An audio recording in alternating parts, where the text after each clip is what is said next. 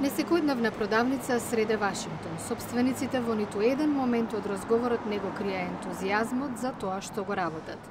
Ерик Нилсон, поранешен успешен лобист во телекомуникационата индустрија, воедно е и уметник. Неговиот уникатен начин на сликање со акрилни бои е всушност изложен овде и вели дека продажбата му оди одлично. Бизнисот е комбинација на неговата страст за уметност и посветеноста на деловниот партнер Роб Кингсбури за креирање на чоколадни производи што буквално се топат во устата. Какаото се служи во 15 различни вкусови, а карактеристично е што секој од нив е олицетворение на одредена холивудска актерка, нејзин изглед или карактерни особини. Пијалоците ги носат имињата на овие звезди. Например, Мерлин Монро е направен од бело чоколадо заради незината боја на коса и оваа добро позната фотографија. Какаото Елизабет Тейлор е со вкус на лавандер заради, како што вели Ерик, бојата на очите.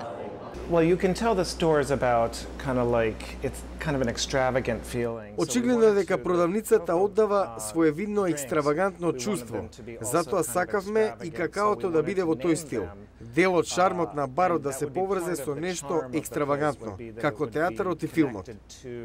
Концептот на какао бар е популарен во метрополите како Њујорк, Париз и Мадрид.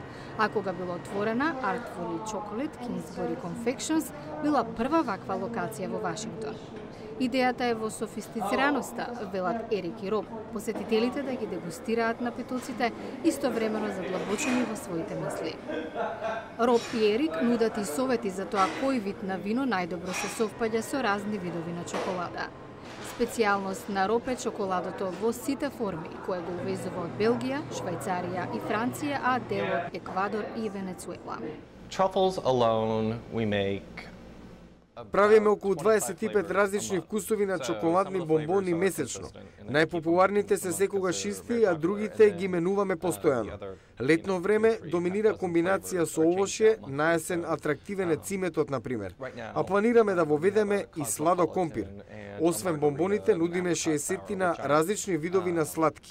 На инспирацијата и нема крај.